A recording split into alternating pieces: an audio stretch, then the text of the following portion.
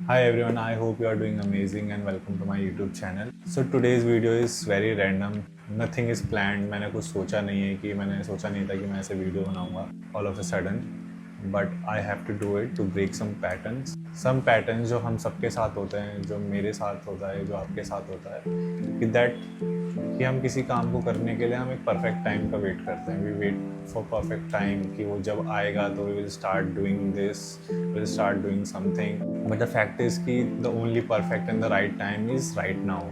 Instead of waiting for a perfect time we should start तभी से in that direction. Because what was happen to me, because in back of my mind there is this thing in my mind कि मुझे video shoot करना है, YouTube के लिए करना है. But due to some situation circumstances वो और ज़्यादा डिले होता जा रहा था कि सो आई थॉट कि I will wait for a perfect time, perfect day. So today, like today as well, I never thought कि मैं ऐसे वीडियो बनाऊंगा. But in back of the mind कि था कि मुझे वीडियो बनानी है. तो I guess this is called procrastination, जिसमें we know a thing is very important for us but still we delay it, we don't do it. And by the end of the day हम उसके guilt में रहते हैं. We live in that guilt कि हमने अपना day waste कर दिया और आज भी हमने वो काम नहीं किया जो हमें अभी तक कर देना चाहिए था. So to break that pattern I thought let's make a video so random where I have no script. It's just a raw, like a pure conversation, me ranting to my camera and all of you guys. And nowadays वैसे भी I'm saying yes to new things. So whoever right now is watching this, अगर आप भी कोई काम है जो आपके लिए बहुत important है and you keep delaying in it, start acting on it. Don't wait for perfect time और राइट टाइम, या जब आप कैपेबल हो जाओगे उस चीज़ के लिए तब आप वो करोगे. स्टार्ट डूइंग स्मॉल, जैसे भी होता है एटलीस्ट छोटे से you can start. And I can guarantee that कि वो गिल्ट में रहने से तो ज़्यादा बेटर है कि अगर आप कुछ करोगे तो आप ज़्यादा चलेगा. No doubt I am very continuous and consistent on Instagram, but when it comes to YouTube I also want to be consistent here, but I was not. Even I am not. That is the one thing I want to work on, and I hope and I will work on. So I advise you the same कि if you have something important to do, so please plan for it, do it a little. थोड़ा बहुत करो, but at least start doing it.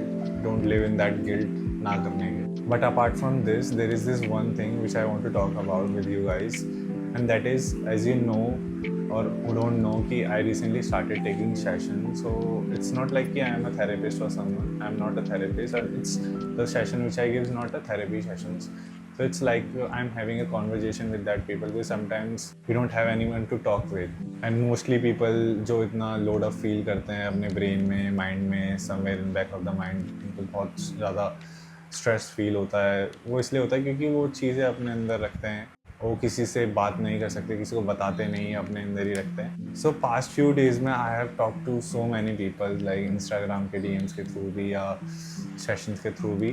तो एक चीज़ मैंने जो काफ़ी notice करी है, जो सबके अंदर, जो मैं जिसके लेके मेरे को like which is the main thing I want to discuss today, that is उनका जो माइंडसेट मुझे कहीं ना कहीं लगता है कि वो कहीं ना कहीं एक डिफेंडिंग माइंडसेट में चले जाते हैं और एक गिव अप माइंडसेट में चले जाते हैं. लाइक वट एवर प्रॉब्लम और whatever situation they are going through, वो या तो एक बैकफुट पे चले जाएंगे, उसको लेते एक डिफेंसिव मोड में चले जाएंगे कि वो उसको लेके कुछ कर नहीं सकते अभी, बस उसको टाइम दे के उसको झेल सकते हैं. और अदर थिंग कि पूरा एक गिव अप माइंड सेट रहता है उनका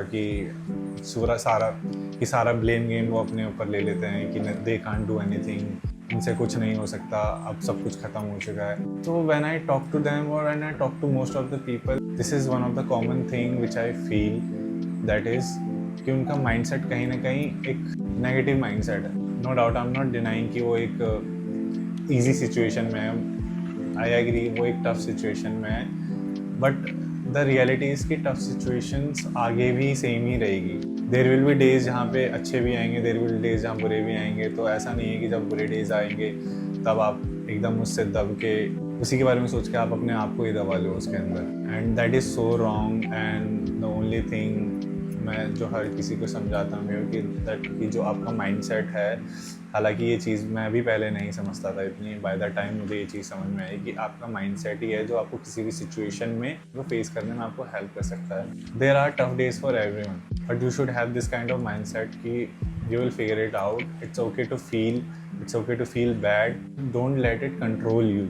आप उसको अपने ऊपर हैवी मत होने दो इतना, because if there are bad days today, if there are tough times today, तो there will be a good times in your future. और फिर जब आप उसे इतना कंट्रोल कर लोगे, जब कभी एक अच्छा टाइम आएगा भी तो आप उसकी वैल्यू उतनी नहीं समझ पाओगे, क्योंकि आप उसी गिल्ड में जी रहे होंगे जो आपने पहले फेस करा है, क्योंकि आपके बैक ऑफ द माइंड में वो चीज़ आप उसको कंट्रोल करने दे रहे हो। So it is very important to live in present and have a positive mind set. I know it is not easy, मेरे को भी एकदम अचानक से समझ नहीं आया था, but when I started doing this I notice कि बहुत ही ज़्यादा डिफरेंस है पहले और बाद में। Because when you face any situation कि हाँ you will figure out, you will get out of it, तो आप उसके सॉल्यूशंस के बारे में सोचने लग जाते हो, आप उससे निकलने के बारे में सोचने लग जाते हो, आपका दिमाग एक पॉजिटिव डायरेक्शन में चलने लग जाता है, and which is very good. But वही जब आप एक नेगेटिव थॉट्स के साथ जीते रहते हो, जब आप उसे अपने ऊपर कंट्रोल करने देते हो, तो आपका प्रेजेंट भी ख़राब होता है, आपका फ्यूचर जो आने वाला है वो भी ख़राब होगा, क्योंकि आप उसी को लेके सोचते रहोगे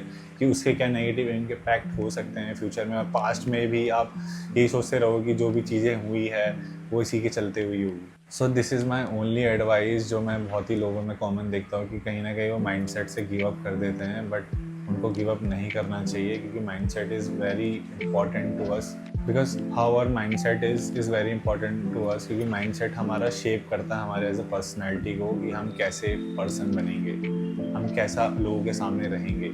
अगर आपका खुद का एक सॉल्विंग माइंडसेट रहेगा तो आप लोगों के सामने उतना कॉन्फिडेंट रहोगे, उतना चिल रहोगे, बट लेकिन वहीं अगर आप माइंडसेट से थोड़ा डिफेंडिंग रहोगे या गिव अप माइंडसेट के साथ रहोगे, तो लोगों के सामने आप अंडर कॉन्फिडेंट दिखोगे, लोग आपका उतना ही फ़ायदा उठाने की कोशिश करेंगे। तो this is the one thing which I really want to talk about, and this is the only suggestion I want to give कि please work on your mindset, क्योंकि your mindset is really important, it will shape you as a person.